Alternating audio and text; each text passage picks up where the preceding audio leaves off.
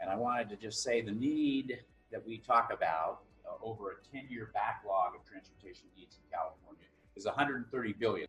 So if you talk about actual need, it is significantly greater than that. If you wanted to bring everything up to a state of good repair and have all of our systems working very effectively and providing not only the maintenance and rehabilitation which is needed, but the new capacity in both transit, rail, and highways that are needed to serve this state's quality of life and our economy, then it would be something probably in the $300 billion range.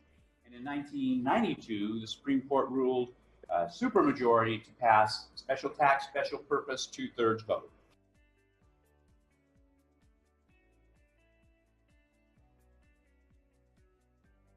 So what I'm going to talk a little bit about is some research that I've been doing for over a decade now, trying to delve into what does the public think about raising transportation revenues. To what extent are they willing to pay more? So we asked everybody about what I'm going to call the base case gas tax increase, which was just, would you support raising the gas tax by 10 cents per gallon for transportation?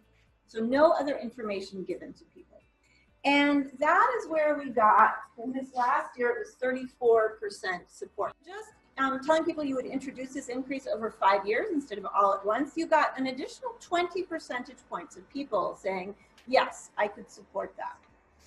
We also had a couple of environmental options. One, telling people the money would be dedicated for projects to reduce local air pollution. And the other case, we told people the money would be dedicated to projects to reduce the impact of our transportation system on global warming. And in both of those cases, we got an additional 25 or 26% of people saying, yes, I would support that gas.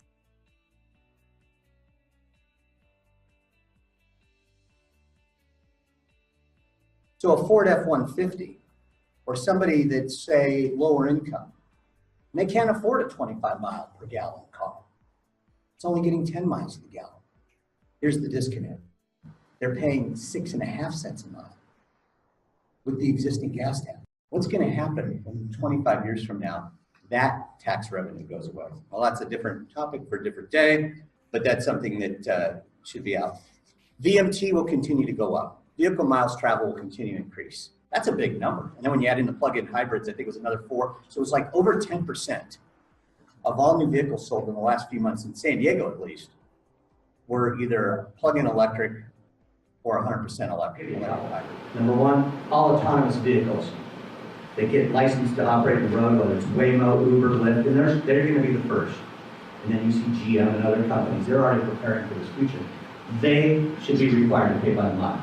And just keep in mind one thing, we're going to have to still stay creative because we know that the gas tax isn't sustainable for the long term. The revenues will continue to drop as fuel efficiency continues to increase. And that's the challenge we have.